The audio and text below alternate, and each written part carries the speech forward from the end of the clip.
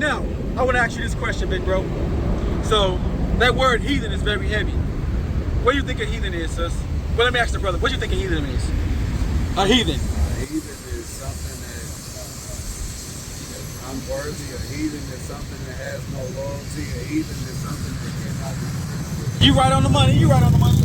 What you got, sis? Huh?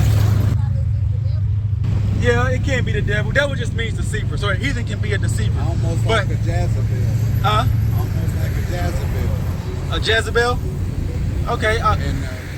It can be, okay. Male and female version of heathen. Yeah, okay. And Jezebel, heathen, still even tonight. You got all definitions, right. But something that's pretty much unworthy, something that cannot be trusted. Okay, I like you. I like where your mind going. But let's get the biblical definition, right? So heathen is anyone that's outside of this nation right here. You see where it says nation of Israel, 12 tribes? So if you don't see yourself on that sign, you are considered what's the heathen. That's a heathen, right? 1 Samuel 14 and verse 47. 1 Samuel chapter 14 and verse 47. Because we're gonna go back to Ezekiel, where it said, "Thou renown was made known amongst the heathen," meaning anyone outside of your nation. Read that. 1 Samuel chapter 14, verse 47. So Saul took the kingdom over Israel and fought against all his enemies on every side, against Moab, and against the children of Ammon, and against Edom. Now, do you see any of those names we just read on that sign right there? Something that can't be trusted. You see Moab? Outside of Do you see Edom? Do you see any of those names on that tribe, on that sign right there? So they're considered to be what? Heathens. Nehemiah chapter 5 and verse 9. Nehemiah chapter 5 and verse 9. So we already identified the heathen. It's simple, right? It's simple. It's just adding up. I'm not making it add up. It's just simply doing it. I'm only reading the Bible and y'all bearing witness with it. Read that. Go ahead. 5 and verse 9. Also I said, it is not good that ye do. Ought ye not to walk in the fear of our God because of the reproach of the heathen, our enemies? So now, those same heathens that we identified, the Lord calls them your what? Enemy. Your enemies. Your enemies. We just biblically identified your enemies. So now we understand why you don't know you from the tribe of Judah. You're a black, so-called black African American. So that's why you don't know you're from the tribe of Judah. That's why you don't know you're from the tribe of Judah. Yeah, you know you're from the part of the 12 tribes. You're right. But your actual nationality, according to the Bible, would be from the tribe of Judah, right? That's why you don't know you're from the tribe of Judah, because those same heathens, they set up things like Christianity. Those same heathens make it to where you have to go at least 5 generations back to know who you is. Well, you got to be careful with that. But You got to be careful with that. You can only go back so far. Because I think it was the 3rd generation, about the 2nd and 3rd generation. You go back like 2 generations, and the 3rd one, it's like rapid fire. You're just pulling out random things, you know what I mean? So it's only so far you can go back. You can't go back, I would say go back past 2, you know what I mean? Because you're not going to find nothing instead of find. Read that again. Also I said, it is not good that ye do. Ought ye not to walk in the fear of our God because of the reproach of the heathen, our enemies? So now, let's see what those same heathens did. Deuteronomy chapter 28. Start Deuteronomy 28, Deuteronomy 1 and 1 first. Let's identify the things that those heathens did to us. Let's identify how we know that we are the people. We are the people of the book. Because we're going to go through the Bible and we're going to see some things that happened to us by the hands of those same heathens. Read on. Deuteronomy chapter 1 verse 1. These be the words which Moses spake unto all Israel. So it says, these are the words that Moses spoke to all Israel. You blacks, Hispanics, Native Americans. You are Israel. You are the nation of Israel from the tribe of Judah. Go to 28. Deuteronomy chapter 28 verse 47. Because thou servest not the Lord thy God with joyfulness and with gladness of heart for the abundance of all things. Therefore shalt thou serve thine enemies, which the Lord shall send against thee, in hunger. That's why those same heathens, they run everything in hunger. If you want something to eat, you got to go over to the Subway. If you want something to eat, you got to go over to McDonald's. You got to go to the grocery store. Our people, the Israelites, we don't run none of those stores, do we? Who's running it? Those exact same Heathens. Right. They running everything. You got to go to them for hunger. Read on. And in thirst. And in thirst. If you want something to drink, you got to go to those exact same heathens. Think about the water companies. Aquafina. We don't own none of that. We don't own none of that stuff. We don't. And in nakedness. And in nakedness, you want clothes. We don't own the raw textiles of the clothing we wear. We don't own these things. Even if we do have people like Rockaware, we have Rockaware Fat Phone.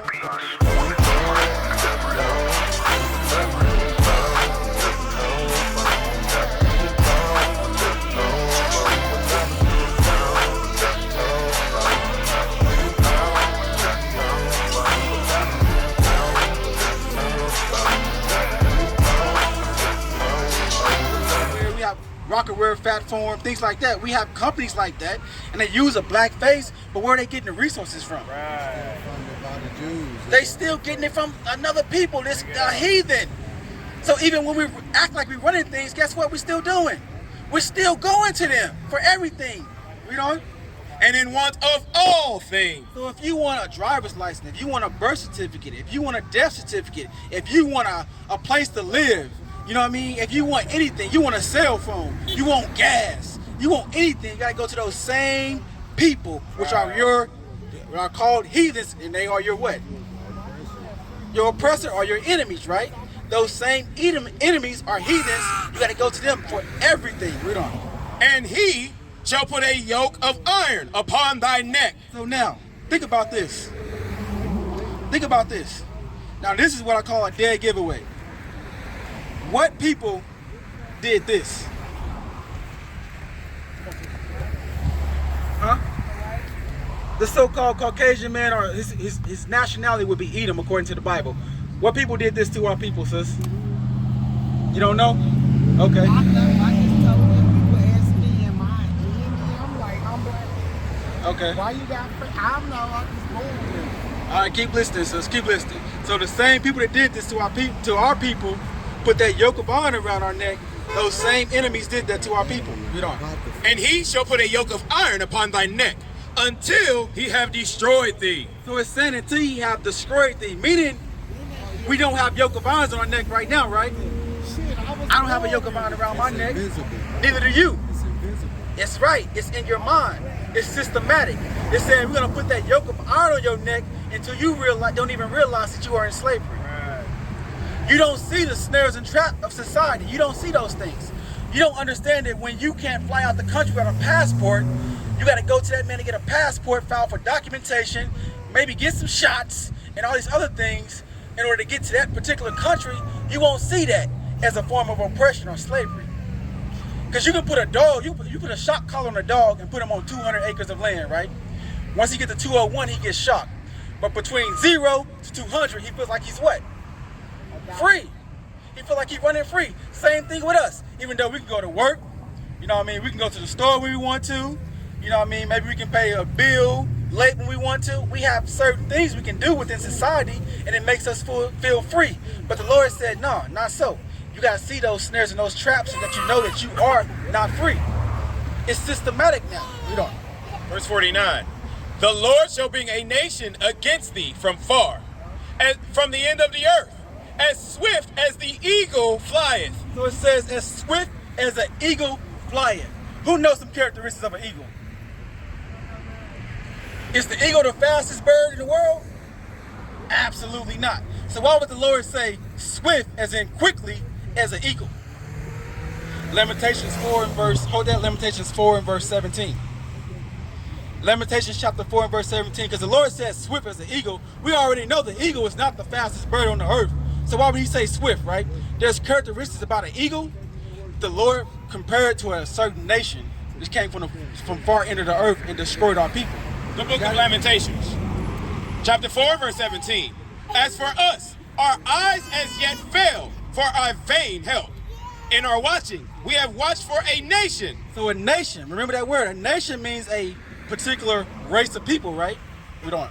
We have watched for a nation that could not save us. It said that nation cannot save us. So when you run to the WIC office, when you run to get Section 8, when you run to get the food stamps, you feel like that's really help, right? But it's saying that same nation is giving you those things, it's not really help. they not really helping you. Read on. They hunt our steps. So that same nation that give you those benefits, it says they hunt your steps, right? Read on. They hunt our steps that we cannot go in our streets. So you cannot go in your streets. That's why you see people getting shoot down, right, sis? You see our young brothers getting shoot down by the police, right? I'm trying to be a queen. Hey, I'm trying Okay. to, you right. You're right. There's two different versions of queen, though. We're going to touch that later, though. Our end is near. Our days are fulfilled, for our end is come. Our persecutioners are swifter than the eagles of the heaven. Our what? Are swifter than the eagles of the heaven. Our what? Our persecutors are swifter than the eagles of the heaven. So it says a persecutor is swifter than the eagle. Meaning they're going to do those things that we read in the top of the verse. They're going to give you those benefits. They're going to hunt your kids in the streets. They're going to do things like that. Characteristics of an eagle. An eagle can fly very high, look down low, and swoop down on its prey. It's the same thing with us. They very high, looking down on us, and swooping down on our kids. That's right. Swooping down on our kids up for the prey. That's why the Lord says swift as an eagle. Is there more on that? Go back to Deuteronomy 28. Where was that? 28 verse 49. The Lord shall bring a nation against thee from far, from the end of the earth, as swift as the eagle flieth. Because they're going to be setting up those traps for our people. Read on. A nation whose tongue thou shalt not understand. Because we didn't understand English. We spoke Hebrew. We had pure language like that, right? We didn't speak Spanish, things like that. The so-called Mexicans, they didn't speak Spanish. They didn't speak this language, right? We all spoke Hebrew. Read on. A nation of fierce countenance, which shall not regard the person of the old, So it's saying they're not going to care for our old or our aged people. Read on. nor show favor to the young. Nor show favor to your son. What's your son name? No show favor to Nazir. Nazir would have been what's called gator bait back in the day. Bring it out. That's part of them acting like that eagle. They're swift to devour our people. So that's the things they would have done to your son back in the day. Read on, 32. Verse 32. Thy sons and thy daughters shall be given unto another people. So it says that same nation is identified as the eagle. They're going to take your kids and they're going to cast them all over the world.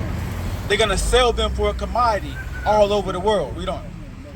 And thine eyes shall look and fail with longing for them all the day long. So now, can you imagine if your little son, if you at the park with your son, right, and you lose him for like 5 or 10 minutes? What you gonna do? You're gonna be freaking out, right? Now imagine having that feeling that cannot go away. They literally come take your son and take him away from you and never give you back to him. Never give him back to you. They never do those things, right? So guess what? Go back to Deuteronomy 1:1. That's how we know that we are the people of the book. That's how we know that we are the nation of Israel. Read 1:1. Deuteronomy chapter 1 verse 1. These be the words which Moses spake unto all Israel. That's how we know we the people of the book. We are the Israelites. You blacks, Hispanics, Native Americans, you're God-chosen people. You got some questions, sis? No, you got a question, bro? Because I feel like I've been talking for y'all, but y'all ain't really, I want to just preach to y'all. Hold on. You got a question, sis? You got a question? I'm still thinking. Okay. What's your question? I'm glad I stopped. What's salvation? Like you said, John I'm 3:17. And I'll show you salvation. I'll show you salvation. Matter of fact, no. Get Isaiah 14. Get Isaiah 14. Huh? Yeah, get that first. Get that first. Bring it out. Deuteronomy 32 and 29. And then get Isaiah 14. still Christian. 33:29.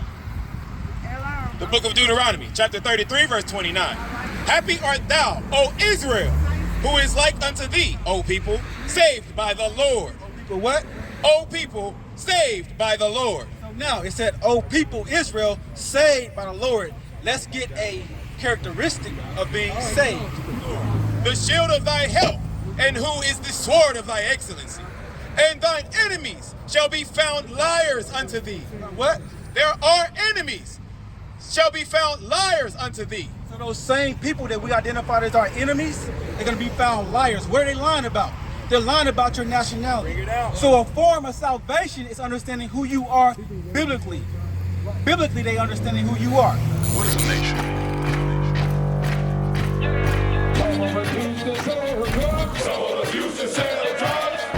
Nation is men leading by example.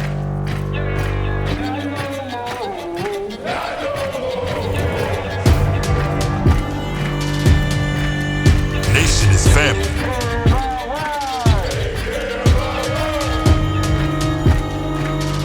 Nation is community. Nation is children with role models.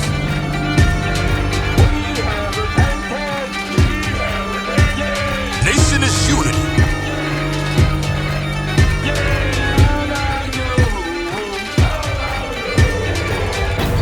Nation is you.